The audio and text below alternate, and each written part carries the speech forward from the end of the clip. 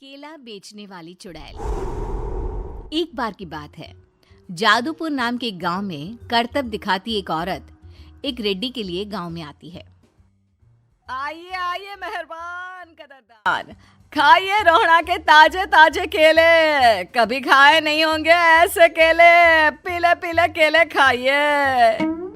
ये कहकर रोहड़ा हाथों में 4 केले लिए उन्हें सर्कल में जोर जोर से हवा में उछालती हुई करतब दिखाती है, जिसे देखकर आसपास के सारे बच्चे अपने अपने मम्मी पापा से उस औरत के पास जाने की जिद करने लग जाते हैं। पापा, ऐसा तो सर्कस में बॉल से होता है ना? ये आंटी तो केले से कर रही है। चलिए ना पापा, देखते हैं। रोहड़ा एक पतली सी तार पर चलती हुई केलों से करतब दिखाती है। आते जाते सभी लोग बाहर रुककर उसके करतब देखते हैं और वाह वाही करते नहीं थकते। जैसे ही एक आदमी पास आकर उसे पैसे देने लग जाता है, तब वो कहती है, अरे नहीं नहीं साहब, मैं करतब तो बच्चों के मन को बहलाने के लिए करती हूँ। धंधा तो मेरा केले का है। पीछे देखो मेरी रिड्डी, जो भी मेरे केले खाएगा मेरी तरह चुस्त दुरुस्त और तंदुरुस्त हो जाएगा। पता चलता है क्या कि मेरी उम्र 55 की है। अरे पर ऐसे ठंड के मौसम में कोई केला क्यों खाएगा? ये ऐसे वैसे केले नहीं है साहब, ये शरीर में गर्मी देते हैं। ठंड को दूर भगाए जो भी रोहिणा के केले खाए। पापा, अगर मुझे केले नहीं मिले तो मैं घर नहीं जाऊंगी।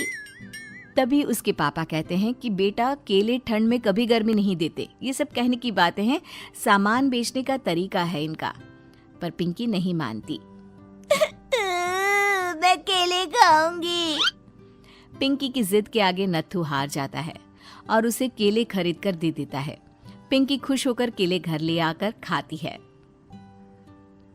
अब मैं भी करतब करूंगी, कितना मजा आएगा। जादुई केले। पिंकी पहला केला खत्म भी नहीं करती कि वो बेहोश हो जाती है। दूसरे केले से एक काला धुआं आता है और रोहड़ा चुड़ैल बनकर बाहर निकल आती है।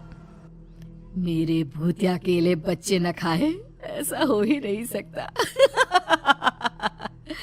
जादूपुर वालों, कब तक बचोगे? आ गई हूं मैं रोहड़ा, जिसका कोई नहीं कर सकता सामना। रोहड़ा पिंकी को गोद में उठाकर काले धुएं में कहीं गायब हो जाती है। शाम के वक्त नत्थू घर लौटता है और पिंकी को घर में ना पाकर उसकी माँ से कहता है, माँ पिंकी कहाँ है? अरे बेटा, उसे तो तू सुबह करतब दिखाने ले गया था ना, फिर कहाँ वापस आए तुम दोनों? मुझे लगा तू उसे अपने साथ मंडी ले गया होगा। हे भगवान। आगे बढ़ने से पहले गाइस एक छोटी सी रिक्वेस्ट है, हमारे चैनल को सब्सक्राइब कर दें, साथ ही साथ वीडियो को लाइक कर दें, जिससे कि आपको सबसे पहले वीडियो देखने के लिए मिले। धन्यवाद। मेरी बच्ची कहाँ गई?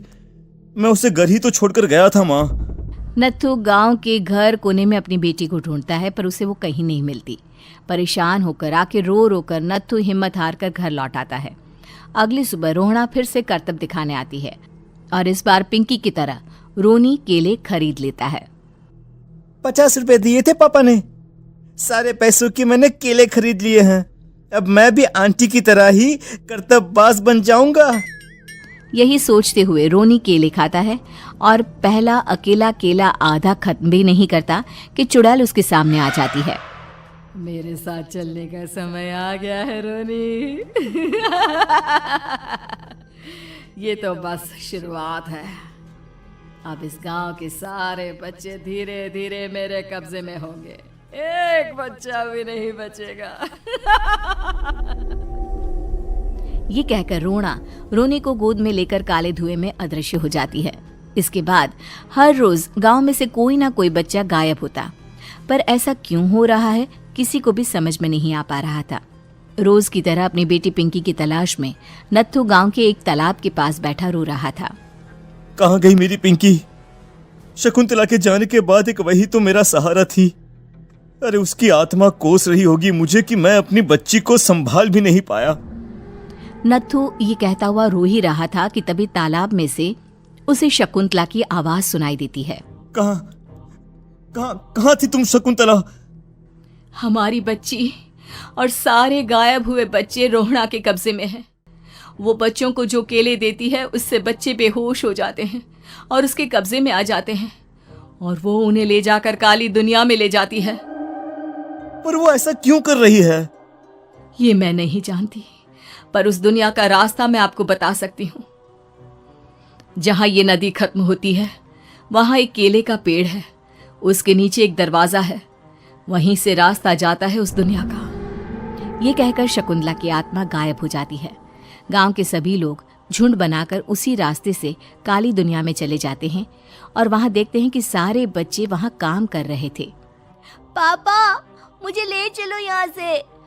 पापा पापा। सभी बच्चे अपने मम्मी पापा से लिपट जाते हैं। तो तुम लोग यहाँ तक आ गए? क्यों हमारे बच्चों को पकड़ लिया तूने? तुझे शिकार ही बनाना है तो ले, हम सब आ गए हैं, हमें खा ले।